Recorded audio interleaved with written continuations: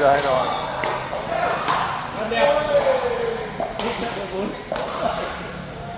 Tổ chức ghi nhận TNT hôm nay. Đức rất là cảm ơn.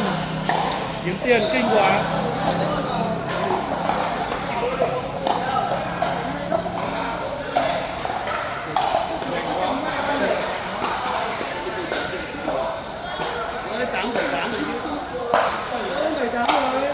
Bảy tám đồng là làm phát người lớn luôn.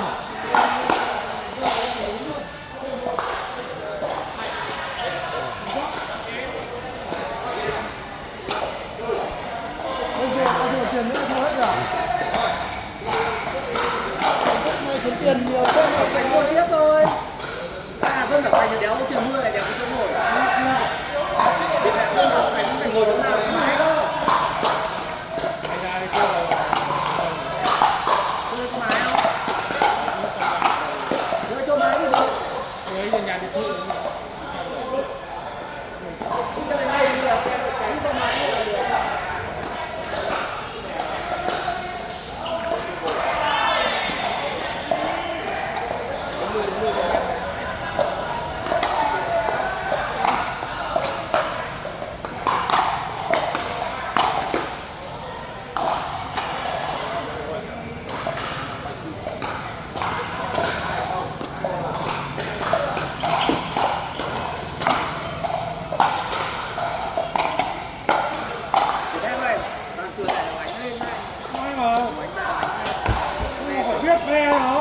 Ông toàn chuột giờ đánh hay đấy.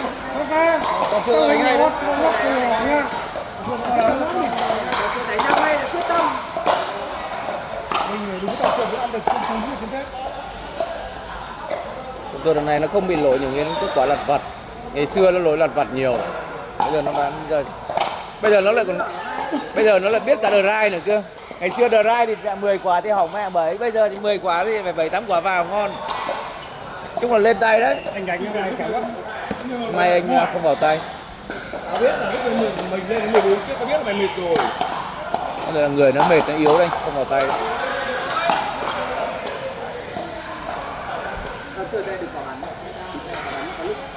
Đúng rồi, ngày xưa bắn.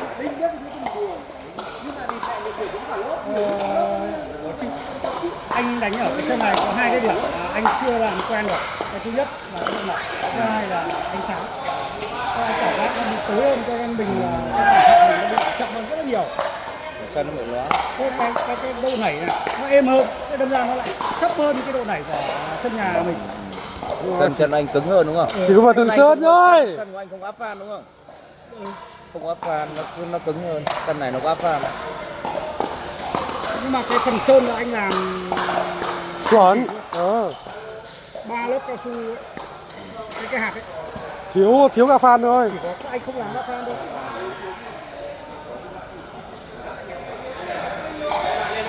Lên. Đang truyền hình trực tiếp luôn này. Đôi anh Chiến Ma, anh Hưng Ca.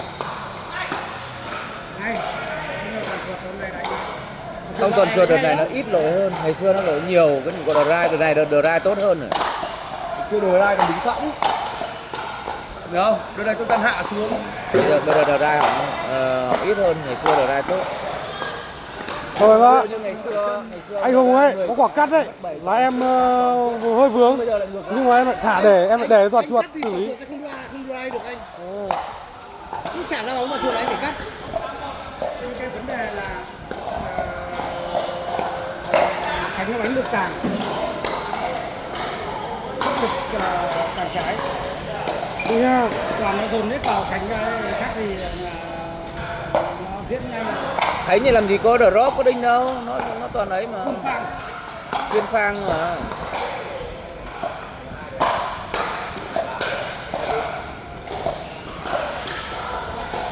Chung là bác Hùng cứ phải sang đây, bọn dê này nó khắc nghiệt lắm. Không như bên Từ Sơn đâu. Này thì có đi xong đường về ngại Ôi giời ơi. Thứ hai sang đây đánh với em hôm nay anh rủ con Khánh anh đi sợ thì để đi chờ những cái gì thế này trả lời. Hôm nay em rủ mấy con bé xinh xinh ra, em thấy anh Hùng sang thì sợ anh Hùng không chịu được nhiệt. Anh nhìn thấy mẹ sinh rồi anh béo cơ hội lại nhẹ. Ở đây mẹ nhiều thằng quá đúng không anh? nhất là thằng Thu Beo. Béo đâu gái. Vấn đề là bây giờ gái nhất là mình gái đẹp lại thích. Nhưng mà nếu cảm thấy thích mà không được thì thôi rồi anh phải cứ hiểu được. À đâu nhờ Khánh đâu nhờ em lôi, vì là em bây giờ nhìn thấy gái em đéo chén được, em lôi cho Khánh sang. Nó lại còn đánh gôn nhá, thì cái con đấy nó đang mới tập đánh tích, nó đang đánh gà, nó cứ lôi mình sang để tập cho nó. Thế mình chạy đây lôi cho Khánh đứng cùng thì Khánh là rai nặng quá, nó sợ Khánh. Nhưng mình là còn cho Khánh đứng cùng với nó rồi nhá.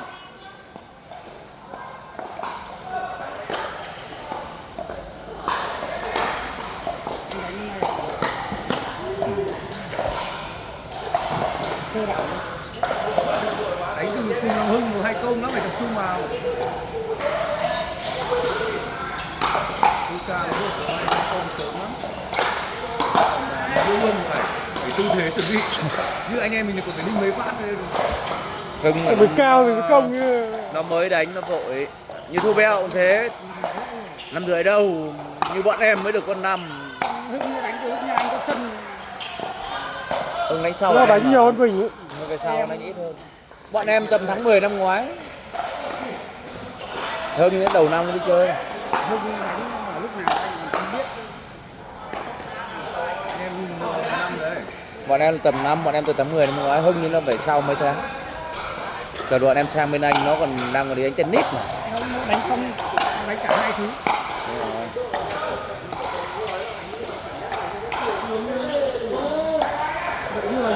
Như Thu Beo ấy là lên trên bếp ấy là nhiều lúc là Thu Beo vội quá là muốn ăn hiểu không? Mà đéo phải là vội mà là ông bí quá. Bí đấy. Bí là muốn tấn công luôn vì là người ta đang đinh ấy thì ông đinh ông sợ. Mình đinh mình sợ biết rồi. Tôi biết rồi. Ông Thực vội. ra tôi cũng không sợ lắm đâu nhưng mà mình cứ Thật sự hiểu không là cò kè mình đéo đánh được. bí quá đéo biết nào mà đánh cho nó xong. Chưa được chuyển được hết. Đấy, Luca nó giật mình. Không phải giật mình, nó cố tình nó bắn người ta chứ phải giật mình đâu. Nó lên đinh là nó vội.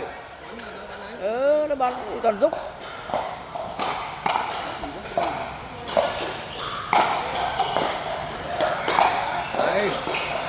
Đấy, tay dài thì phải có lợi. Thế hôm nay có ngồi không nhỉ? Có biết không? Hôm nay có ngồi không? Hay là về? Ngồi à?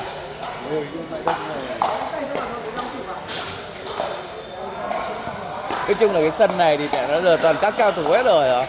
Như sáng phải ra mình sân thì đội kia đéo biết đánh.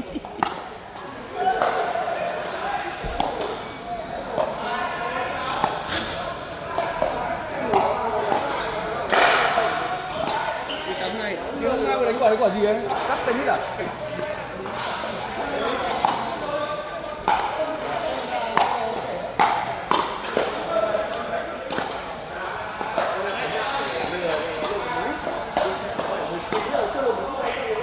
Hay Hưng, quả đấy mẹ móc là đội bạn toàn giật mình hết. Vì thằng Quang đang sợ đánh dọc dây.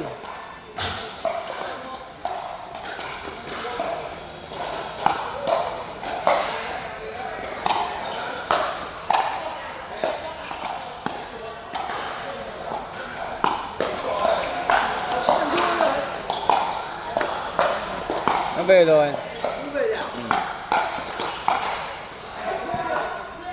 Hay, trái hai tay, à trái một tay hay đấy.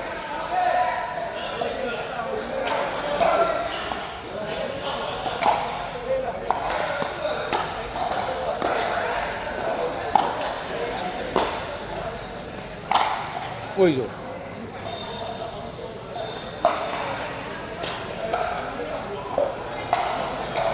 Trận đấu đang rất căng.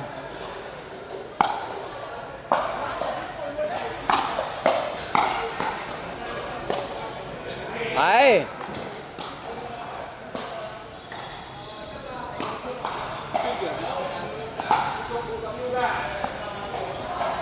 Du Côn về rồi à? Chắc nó về rồi. Hay tắm. Thằng đấy nó có tắm bao giờ đâu.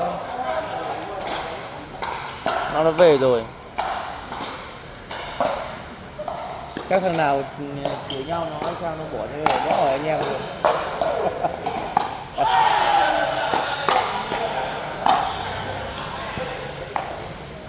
Ô, chiến ma học quả trái của chiến thép hay nhỉ.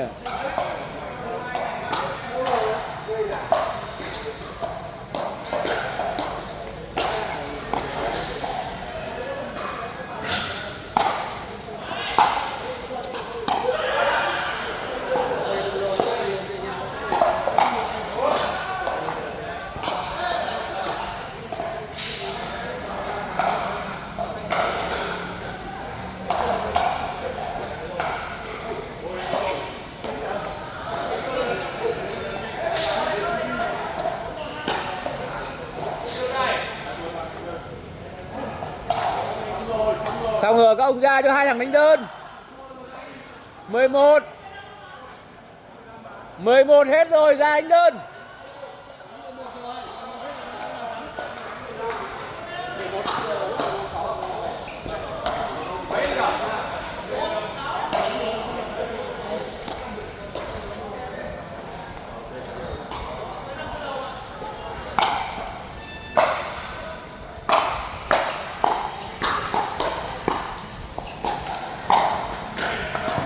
Hay, tay hay nhanh đấy.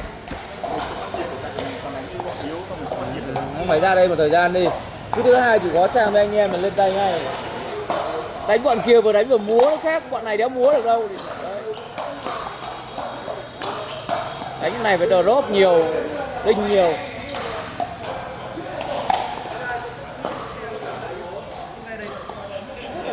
Tôi bãi tôi xe ngay đây mà. Ở Linh Đàm thôi. Thế đánh 15 làm đéo, đánh 11 rồi xong.